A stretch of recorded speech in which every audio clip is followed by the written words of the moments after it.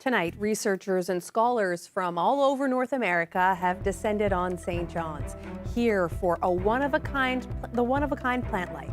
That story, and sometimes it even smells like sour, like whatever way the wind is, right? Huge vats inside this former plant, and each of them is a mixture of capelin and pineapple juice that has been fermenting for years.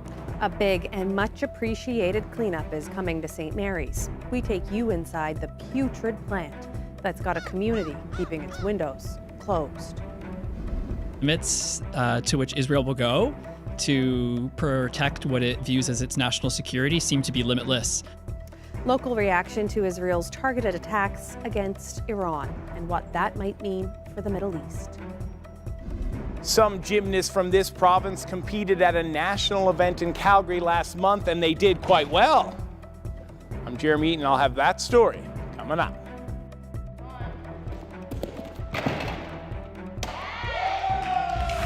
This is CBC Here and Now.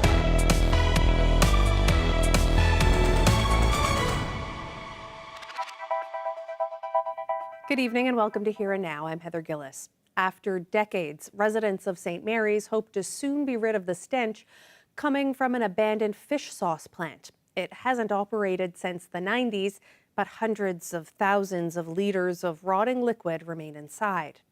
As Patrick Butler reports, the town says it finally has the money for a cleanup. St. Mary's is a quiet little town on the southern Avalon with a big cleanup job on its hands. This abandoned fish sauce plant has been left to rot for years, but the broken windows and doors only tell part of the story. Inside, the real mess is a sight and smell to behold. The floors are coated in a thick coat of brown sludge, a sticky muck making a rancid stink, thousands of liters of rotten sauce leaking from huge vats, some of which have split wide open. There are dozens of huge vats inside this former plant, and in each of them is a mixture of capelin and pineapple juice that has been fermenting for years. And when the wind blows in the wrong direction, well, the stench that's inside this facility is pushed toward the nearby houses. Some of those houses are just a few meters away. Their owners say they've endured the smell for far too long. I have to keep my car windows up. Can't open a window in my house. I can't hang out clothes. We can't enjoy life out of doors. How would you describe the smell if someone has never smelled it before? Pungent. I do use rotten fish, just a rotten pungent smell. Sometimes it even smells like sour, like whatever way the wind is, right? The plant opened in 1989 with bucket loads of capelin pouring through its doors. But it landed in the crosshairs of food inspection authorities. The owner finally abandoned the project completely. This product over here, this is the product that was bottled back in 89, 90. For years, the mayor's been fighting to clean up the site. We're a small town, and like to be put on us and left to us, it kind of felt unfair. We only have 307 residents. This shouldn't be left on the town. Tests from Environment Canada have shown the sludge to be highly toxic. But still, it remained, until now. In the latest budget, the province promised to pay for a full cleanup on the condition the town assumes ownership of the plant and any future liabilities. That means we're going to finally get this mess cleaned up here in this plant. 110 tanks of salt and capelin, and the floors cleaned up, the tanks, and the building will be empty and for us to do something else with. For residents, it's welcome news after years of waiting. Amazing, amazing, yes. Well, I think the whole town is happy about it. I mean, we have a beautiful town here, and that's stuck in the middle of it, so it's not good. It's going to be a life change for my family, and I'm sure her family too. And my kids will be able to come, and we'll be able to sit down in the summertime, have a barbecue, and enjoy our life. The work could take weeks, but the mayor says the cleanup should wrap by the end of August. Patrick Butler, CBC News, St. Mary's. A history professor at MUN warns that Israel will go to any limit to protect what it views as its national security. Tensions between Israel and Iran have come to a head in the last 24 hours, with Israel launching airstrikes on Iran early this morning, targeting nuclear sites and killing 2 military officers. Iran has responded with counterattacks over Jerusalem and Tel Aviv. Justin Fentuzzo studies the Middle East and says circumstances are changing by the hour. As reports come out about what Israel has struck, how much damage did they actually do to Iran's nuclear infrastructure? 3 hours ago, I would have said it didn't sound like a whole lot. The reports were just suggesting the Natanz facility, which is the largest uranium enrichment facility in Iran, had received substantial damage. But over the last couple of hours, Israel has struck more nuclear facilities and more sites. So I think over the next couple of days, one, how much damage was actually done? Is this a real setback to Iran's nuclear ambitions? But then two, exactly what we were just talking about. What is the reaction from not only the Islamic regime in Tehran, the government, but the Iranian people as well, right? Is it another ballistic missile strike? Is it intense political opposition? Is it regime change from within? I mean, what Iran does will obviously impact Israel's next step as well. A 19-year-old man from Stephenville Crossing is facing a long list of charges after allegedly spraying a group of people with bear spray. Police say it happened at an outdoor party in Barishwa Brook on May 3rd, when a group of teens were celebrating their graduation on the beach. He was arrested earlier this week and faces 8 counts of assault with a weapon, as well as possession of a weapon for a dangerous purpose and failure to comply with a release order. The 19-year-old was released on a number of conditions, and he is expected back in court later this month. And still with news from police, a 44-year-old driver was stopped on the Trans-Canada Highway near Corner Brook for going twice the legal limit. Police clocked the man driving at 180 kilometers an hour on Wednesday. That was in a 100-kilometer zone.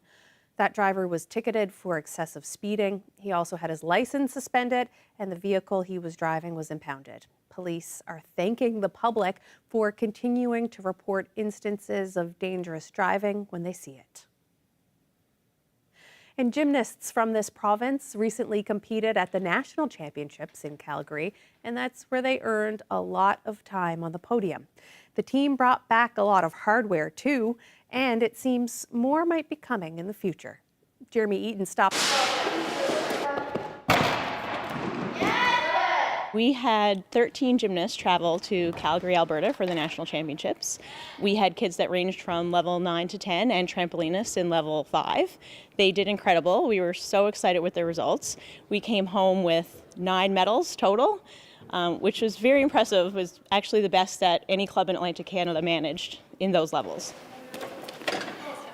This year has kind of been a struggle for me. I've been through a bunch of injuries this year, so being able to come back and get these medals and for my province and for my team, it's been a lot for me. It's really good. It's kind of just like you're always thinking about, oh, I could fall, or like, oh, I could do this, but kind of right before I go on, just like, okay, I know how to do this. I've done this a million times, and it just kind of just goes away right before I go on. It was really cool to be there, and it was really cool to compete against all Canadians, like the best Canadians in gymnastics. It's a little nerve-wracking, but it's also really exciting. With the levels that we compete in, we're actually one of the best clubs in the whole country. We do super well. We're pretty dominant in Atlantic Canada. Don't like to brag, it feels a little awkward. But yeah, we actually clean up at Atlantics, and we're doing really well at national championships. We're competing with Ontario, Quebec, Alberta, BC. So we're actually really looking forward to the next Canada Games, because we feel like we've been pushing for a Canada Games medal for quite some time, and I feel like this one's 2027 is our year. Yeah, so I got third, obviously, but in finals, I got the highest score, but for nationals specifically, they do a combined score of the qualifiers for finals and for finals. My first nationals, I came 7th, which was good for your first nationals, and then I came 6th the next one, and then for individual, I came 3rd this one, so I'm just getting better each time. In 2023, I placed 4th, and then last year, it was a bit of a rough year. I got 14th, and this year I got 3rd. It took a lot of hard work, and I was facing like some mental blocks, so like I couldn't do like all my skills completely, but coming back and like doing a harder routine than I did previous years, it really meant a lot for me. I think it's an investment in the coaching, honestly. The coach education has really been a big focus in this club, and I know right across the province. The coaches are more invested, they're full-time, they're just really interested in seeing Newfoundland gymnastics up and coming, and it's just been improvement, and the whole country has been taking notice. It is stressful at some times, but you just have to like control your nerves, and after that it's okay. Yes, Canada Games is definitely a goal of mine, so that's definitely something I want to do. I have a lot of passion for it because it makes me like brave and strong. It was really inspiring because I got to like watch all my teammates and get to watch the seniors, and I was just really inspired. For sure, the ones that won medals, like you just feel so great for them, but even the ones that worked so hard and for their 90 seconds it didn't go as they planned, but watching how far they've come and watching how they've grown as humans, like that's even more rewarding, to be honest.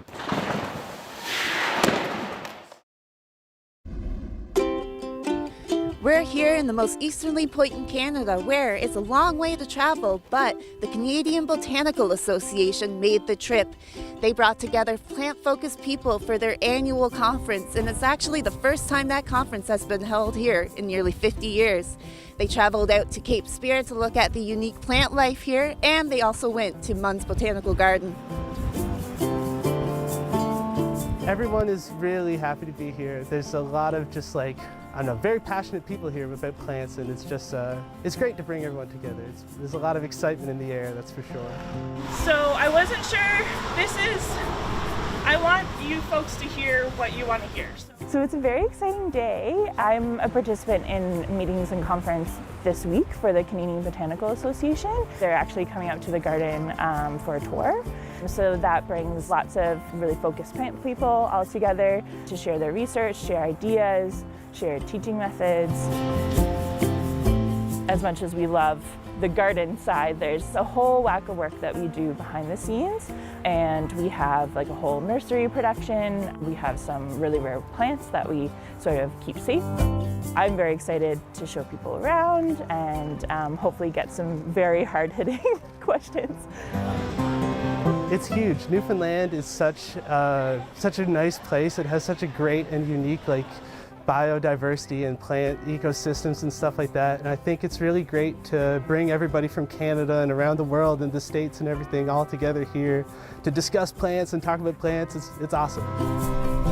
I'm just watching all these amazing connections being made. I've had some really good conversations with people, and it's really meetings like this where new projects can also form. So it's been very cool to just watch it all happen. Well, pet lovers are converging on Troake this weekend. The 17th annual Pet Expo is happening at the Jack Byrne Arena starting Saturday morning.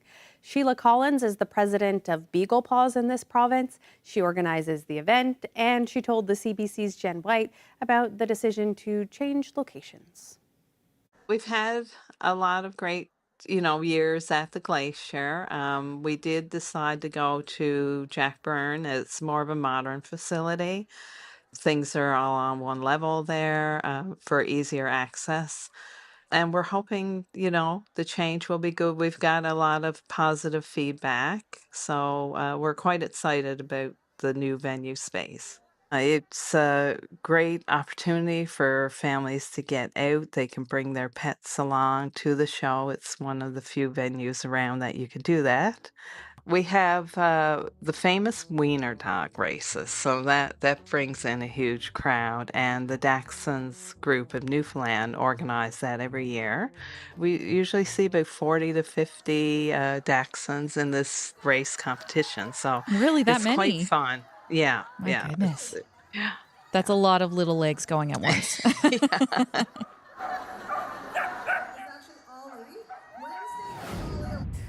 Well, certainly it looks like fun. A beautiful day out there today. It was. It's definitely changed this afternoon, but we did top out at 19 degrees in St. John's today. Temperatures a little cooler though as you head west, and then certainly up across Labrador, only topping out between 7 and about 12 degrees as your daytime highs. We're in for a chilly night tonight, so keep that in mind. Shouldn't be a surprise considering what the current temperature is. With some showers, sun and cloud tomorrow though, temperatures are going to rebound quite nicely, and we've got a few chances of showers up across Labrador as we head through the weekend. I'll break it all down for you coming up a little later.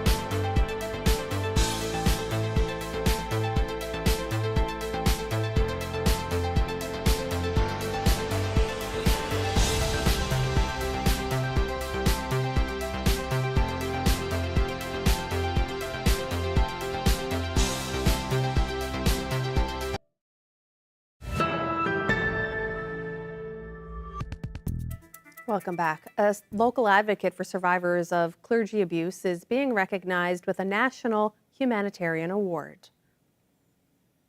The real work of healing is not erasing the past, it's learning how to live with it, to hold it gently, to walk with it, not as a burden, but as a companion.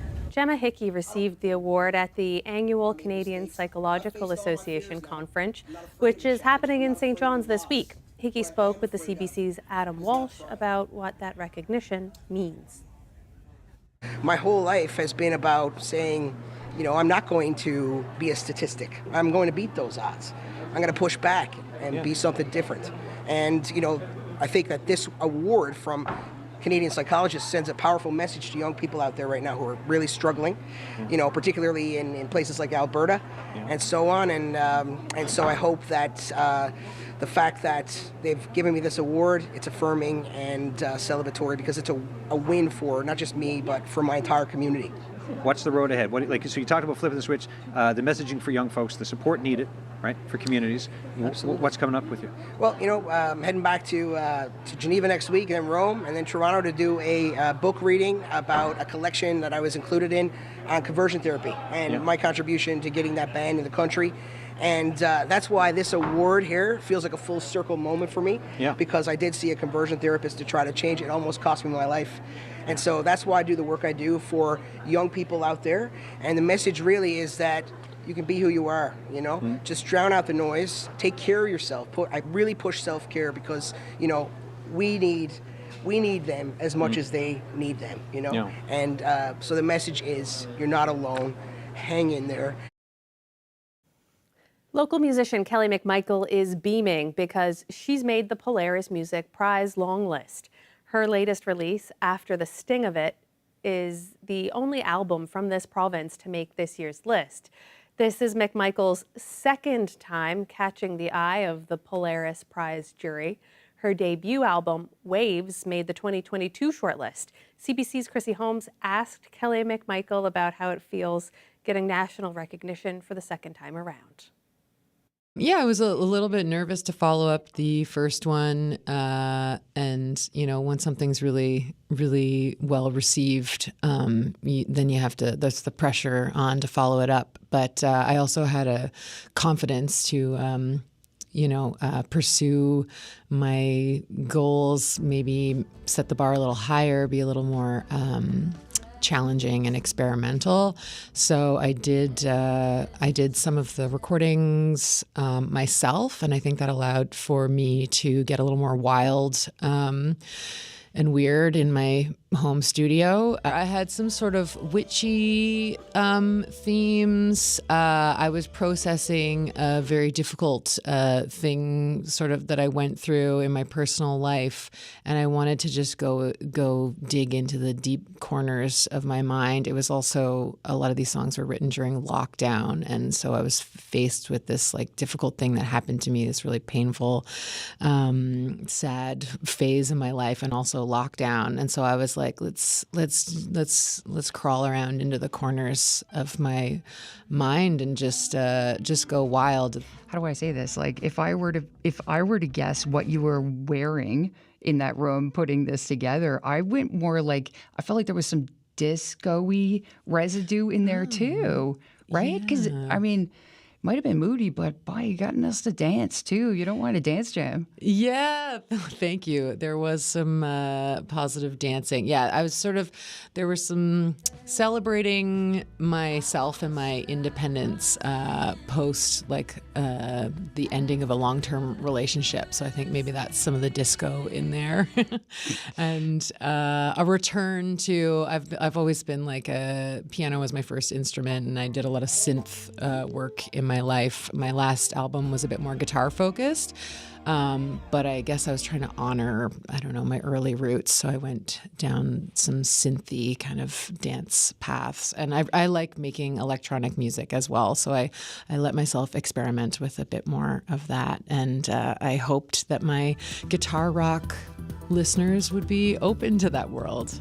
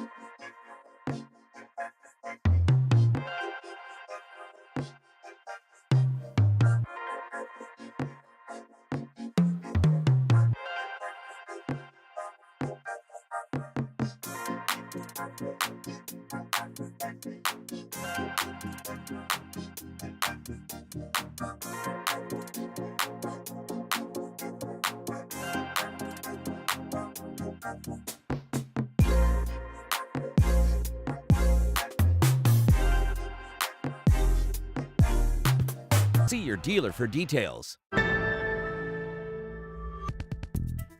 During the pandemic, back in the year 2021, a young gymnast and I had a race to see who could get up this rope. She's small, but mighty, flying up this rope in about 15 seconds. It's a lot harder than it looks.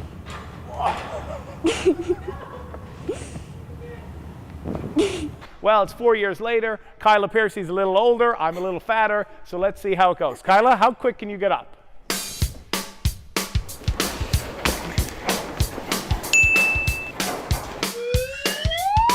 Take two, guys.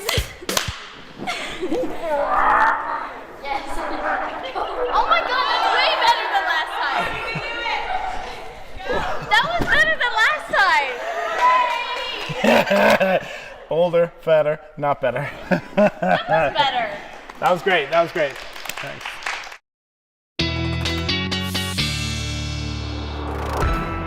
I don't know where to start. Jeremy's never one to back down for a challenge, and he actually did improve a little bit from 4 years ago. So, not so bad. So, speaking of not so bad, Ashley, how's the forecast? Well, yeah, it actually looks great. Now, it was very different story this afternoon, though. If we take a look at the daytime highs today, 19 degrees in St. John's. It was a beautiful afternoon. A little windy, but still beautiful. Temperatures, though, for the rest of central, west coast, even southern areas of the island were a tad cooler than that, 11 to 17 degrees.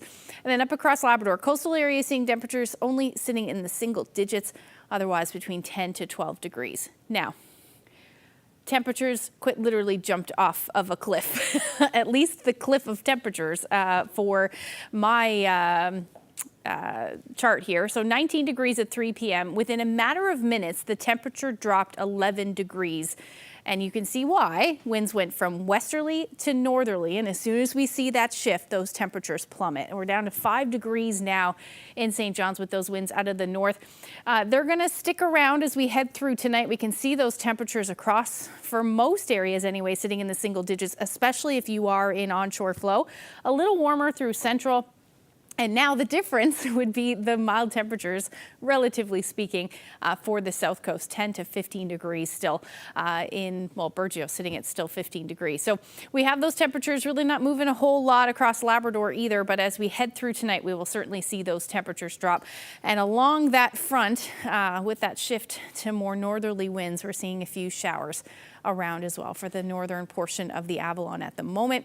And really for a good chunk of the province, we're going to see that stick around as we head through tonight, as this area of low pressure and onshore flow will keep us in that shower chances. And we can see really northerly flow pretty much across the board. And will continue to do so as we head through tonight. So there is that shower chance I was talking about for coastal areas of Labrador, most of the northeast coast as well. Seeing through the overnight, and then breeze is where we should bottom out across a good chunk of the island and across Labrador as well. A little warmer in Happy Valley Goose Bay, but if you have not hardened off your plants tonight, just make sure you bring them in because they're not going to like those temperatures. 3 to 5 degrees, that's quite cold for our plants. Now for tomorrow, a few showers will stick around for coastal areas of Labrador again, Upper Lake Melville area, and it'll likely start a little cloudy. Then the northern peninsula, you're getting into some shower chances as we get into the afternoon, but overall it is going to be pretty beautiful tomorrow. Temperatures will rebound, winds will shift again from northerly to more southerly winds and allow those temperatures to warm up through the afternoon. Then as we get into late afternoon and towards the evening, again, another round of showers possible for most of Labrador and a few showers possible for the west coast of the island as well. But pretty decent Saturday on tap. If you take a look at the temperatures, they will rebound quite nicely, just like I said, with those northwesterly winds changing to more southerly. So we may not see those temperatures bump up until we get there, but that is going to keep those temperatures a little on the cool side, though, for those of you along the south coast, 10 to 12 degrees will be your daytime highs tomorrow. And then again, the best chance of showers will be for the northern peninsula. Winds will be a little breezy tomorrow, between 20 to as much as 40 kilometers per hour. Coastal areas of Labrador looking at daytime highs between 11 to 13 degrees. Otherwise, we're looking at upper teens and even reaching the 20-degree mark in some cases, especially as we head through Sunday rather. But again, your winds will be a little breezy with westerlies or northwesterlies somewhere between 30 to as much as 40 kilometers per hour. So Sunday, Father's Day coming up, it looks pretty good. And I'll get into those details and the beginning of next week's forecast when I come back a little later. Thanks, Ashley. 6 students from this province won medals at the Canada-wide Science Fair in New Brunswick this month. And the medalists, as you might imagine, had some pretty impressive projects. Take a look. The goal of my project was to actually see if the clarinet was able to generate an electric current, and then with that determine if a school band, my wind ensemble at my school, could charge an iPhone. And could you? It would take about 7 hours with an optimal setup, but this whole thing was just to prove that there's so many renewable energy sources all around us. How do you play a wind instrument like a clarinet and generate electricity? So it's basically to do with the amount of wind energy coming out of the clarinet, and there was a bunch of different variables I had to test, dealing with, as you can see, different wind turbines. I had to have a bell funnel on the edge of the clarinet, and also different notes mattered a lot too, as there's so much surface area to cover and making sure there's no loss of air as well. Okay, so tell us a little bit about what notes generated more electricity. So by looking at the clarinet, the lower notes definitely generated a lot more electricity than the higher ones because minimal loss of air and surface area as well. But as for the higher ones, they also did work, it's just not as well. Okay, so tell me about some of the scientific principles that are behind making energy from your clarinet. Okay, so you can see there's something here, a bell funnel.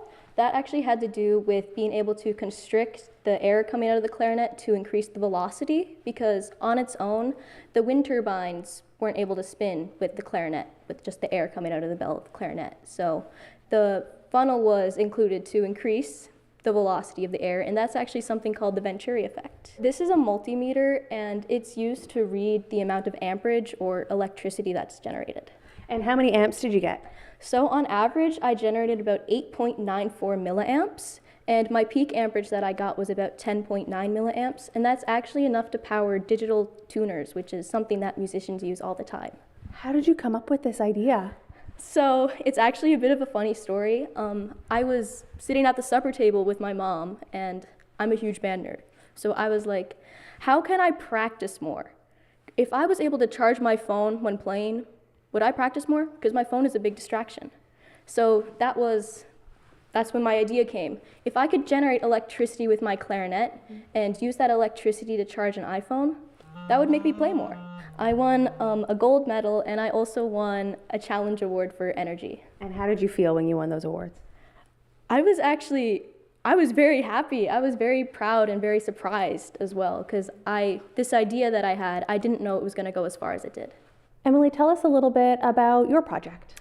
So my project was like almost creating an anxiety detector and finding a way to do it so that it's affordable and accessible to everybody else. And a known way to do that in the medical industry is using fluorescence spectroscopy.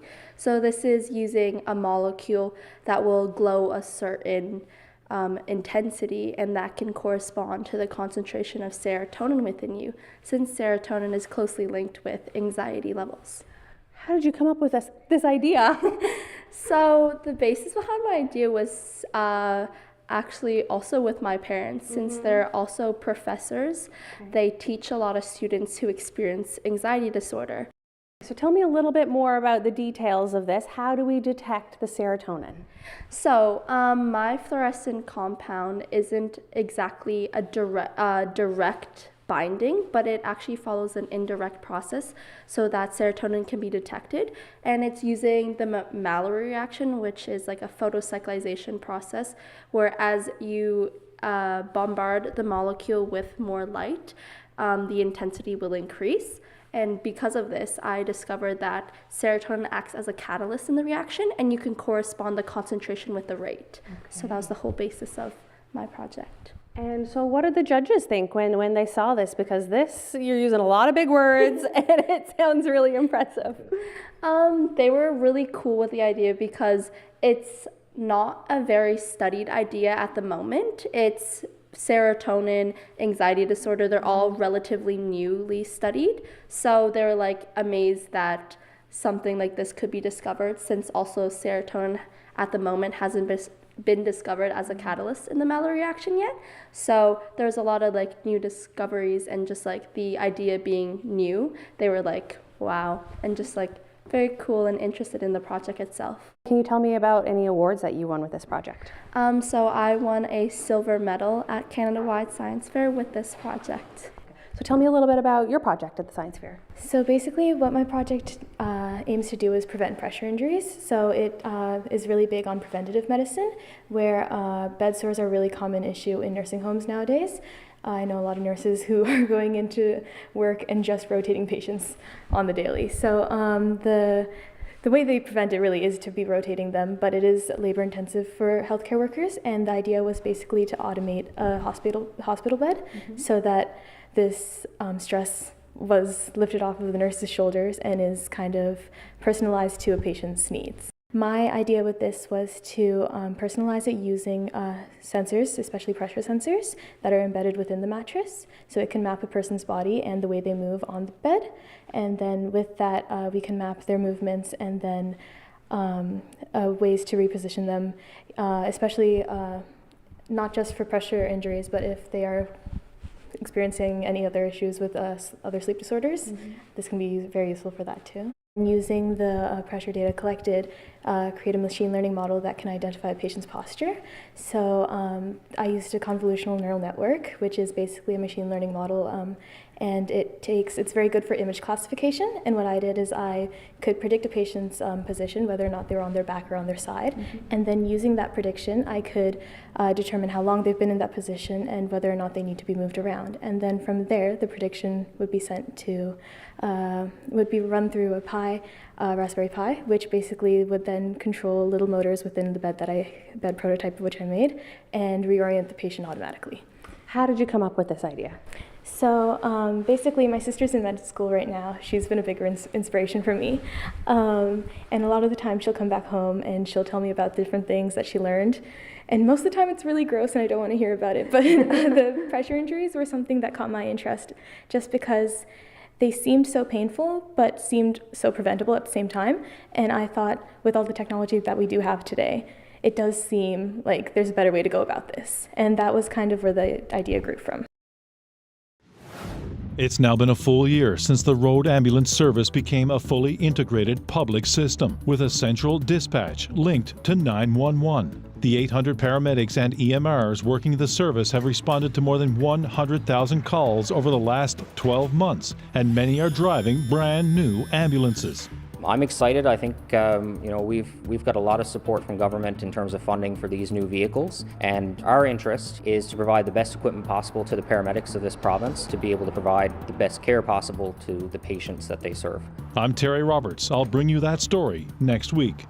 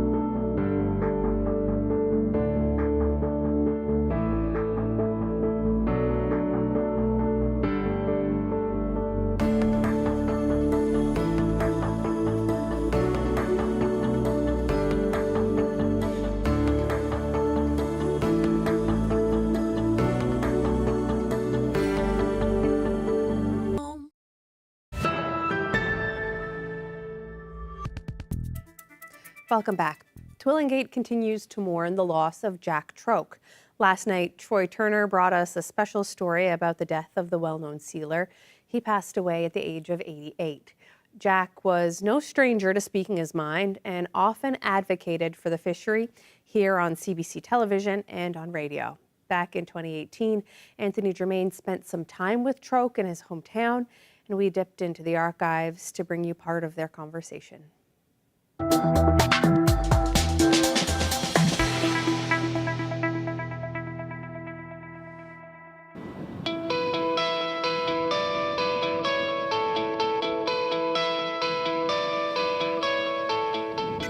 Jack Troake, you were born in that house behind us? Yes, sir.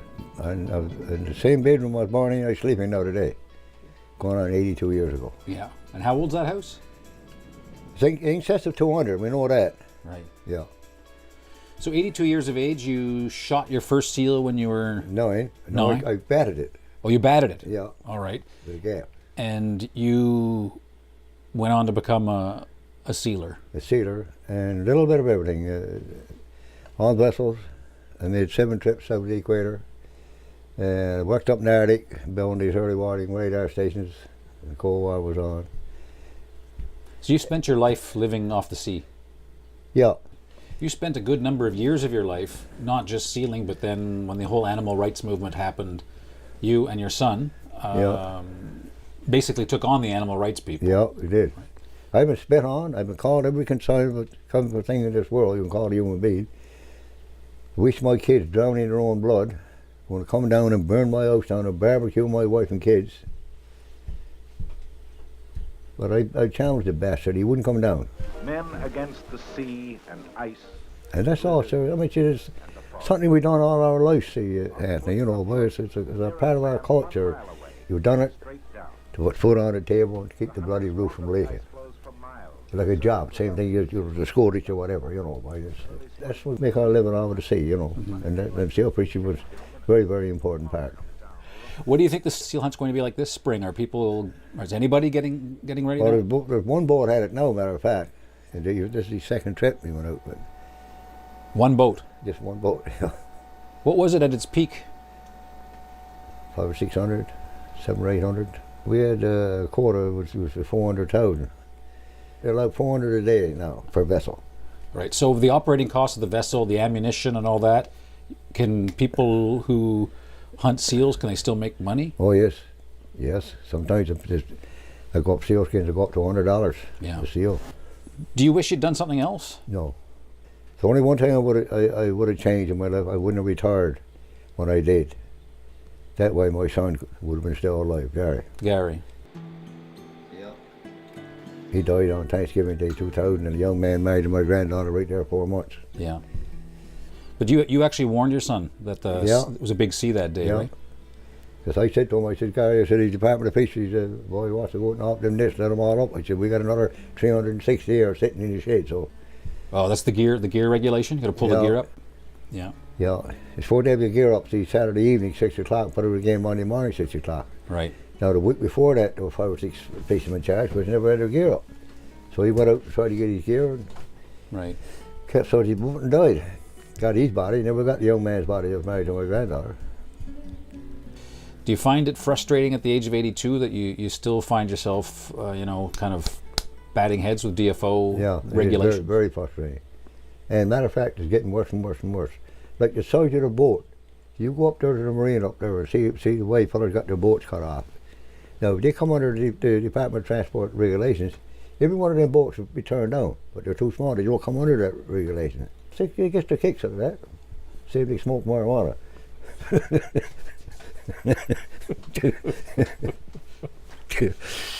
So how does your wife put up with you? That's the real question of this interview. Oh boy, going on 64 years now, June coming. Well, I slipped out to put it to bed a few times. Jack Troake, it was a real pleasure. Thank you very much. Yeah. Thank you.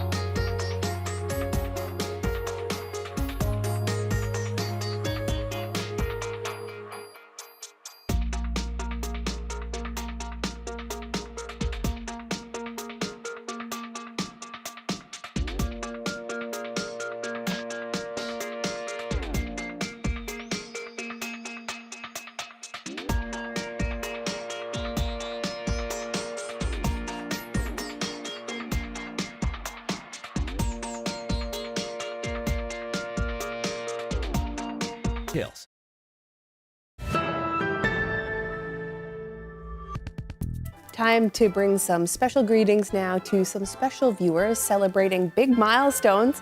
Firstly, congratulations to Mark and Marion Woodford of Harbor, Maine, now living in St. John's, celebrating their 65th wedding anniversary yesterday. Love and best wishes from your family and friends. Happy 53rd anniversary to Madonna and Marie Pilgrim, who celebrated on Monday. Love from your girls and their families. Happy 50th anniversary to Kay Mullins and Linda Pelly from family and friends. Anne and Howard Francis of Buren were married 50 years ago yesterday. Happy anniversary. George and Catherine Marshall of Dunville are celebrating their 56th anniversary tomorrow on Saturday, June 14th. Happy 51st anniversary greetings to Joan and Ivan Dunn of Brigus, who will celebrate 51 years of marriage on Sunday. Happy 51st anniversary to Snowden and Margaret Skeffington from Corner Brook, who are celebrating on Sunday. Happy 50th anniversary to Bill and Arlene Adams of Shoal Harbor, celebrating next week on the 21st of June. Best wishes from your family and friends. Happy 55th anniversary to Curtis and Greta Hutchings from Cowhead, celebrating today. Happy anniversary. Love and best wishes from all your family and friends. Happy 57th anniversary to Calvin and Evelyn Russell of Bay Roberts, who will be celebrating tomorrow. Love from all of your family and friends. And on now to our birthday greetings. We start with Ron Hogan from Codroy Valley. He turned 90 on Tuesday. Happy birthday to Trixie Collins of Gambo, who celebrated her 91st birthday on Wednesday. There she is with all the crowd. Happy 104th birthday to Marie Sullivan of Calvert, now residing at Ruby Manor. Wishes from all your family and friends, and congratulations to you. Frank Keats of Buckins Junction turns 96 tomorrow. He's now residing at A.M. Guy Memorial in Buckins. Happy birthday to Jessie Humber. She's turning 93 and lives at Mountain View Retirement Center in Corner Brook. Lots of love from your family and friends.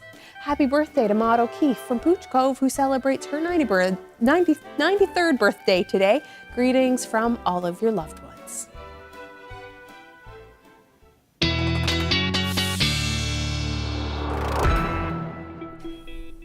And it was a warm morning in St. John's, and that quickly dipped in temperature. It's cooler out now, even still at Cape Spear.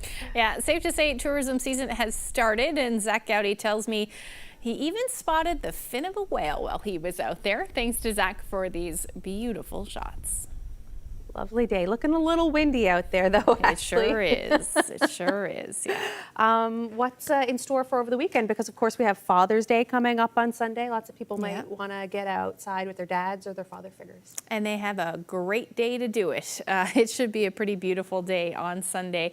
Let's take a look at what's going on there. So we may see a few showers through the overnight in some cases, but Sunday morning looks absolutely beautiful across the island. Labrador, you're looking at some cloud cover. You may see a few showers in the mix as we head into the evening, but they'll be pretty spotty, but certainly that chance still in place though. And then across the island as we head into the afternoon and then into the evening hours, eventually eastern Newfoundland will see that cloud cover. So it will get cloudy as the day goes on, but it should be pretty lovely. Temperatures will climb upper teens, low 20s, the story for most of the island, and then across Labrador as well. You're looking at a temperature for the north and west, somewhere between 10 to 12 degrees. Otherwise, the upper teens, with the exception along the strait. You're in onshore flow, so your temperatures will be a little cool there. But other than that, a pretty beautiful day. Now, as far as Monday goes, those shower chances should end for most by Monday morning. Beautiful day, at least to start, for the island portion of the province as well. We may see a few showers into the afternoon. I think that they'll be fairly localized, but still looking at that chance. And then Labrador, you'll see the better chance of showers, especially in Lab West as the day goes on. But overall, daytime highs still sitting in the single digits for the north coast of Labrador, between 13 to 18 degrees for the rest of the Big Land. And then across the island, Northern Peninsula, you're going to stay a little bit on the cool side, and along the strait there as well. Somewhere between 11 to 12 degrees will be our daytime highs. And then the rest of the island will see temperatures between 19 to 22 degrees. Again, Slight chance of showers, but I don't think it will be too much. And really a lovely stretch of weather that we're looking at as we head into next week. Take a look at these temperatures. 19 degrees across the board there as we get through Monday, Tuesday, and Wednesday. Double-digit overnight lows by the time we get into Wednesday night, but until we get there, we're still looking at single-digit temperatures. And for Central, overall, you're looking at your temperatures into the 20s through most of the beginning of next week anyway. By the time we get into Wednesday, 20 degrees, some showers possible late day on Wednesday, and a few showers possible for Western Newfoundland until we get there as well. It looks absolutely beautiful though, 16 to 20 degrees. Your overnight low is much warmer, only between 9 to 13 degrees. And for Labrador, overall, you're looking at a nice stretch of weather, a little bit of a roller coaster, temperatures in the mid to upper teens, and lots of sunshine for eastern areas anyway. We may see a few showers for Monday night for Western Labrador, but overall your temperatures are between 13 to 16 degrees, much cooler overnight lows, only hovering just a couple of degrees above zero and only about 5 for Wednesday. Our weather photo of the day taken in St. John's. This beautiful, I know smoky skies are obviously not great because of what's happening, but they do leave us with some beautiful sunsets, and this one is no different. Thank you to Tony for that photo. If you have any weather photos, we'd love to see them, especially from the weekend. You can send them to us by emailing nlphotos@cbc.ca. Yeah, that's a great shot. A beautiful vantage point to take a shot of the city of St. John's there, Tony, as well. So good job with that one. And it looks like we've got a nice stretch of weather coming, especially for the island over the next couple of days. Yeah. Good time to get out and enjoy. But as you said, the temperatures are going to get a little bit low in the nighttime. So I guess a reminder to bring in some of those plants. Yeah, that's right. Hanging baskets. All those things. Annuals. Bring them in, especially tonight. Okay. Because yeah, tonight's going to be chilly. I'll have to do that when I go home. That's right. Good idea. You don't want to lose them all. No. And that is our show for tonight. Thanks so much for being with us. Good night. Good night.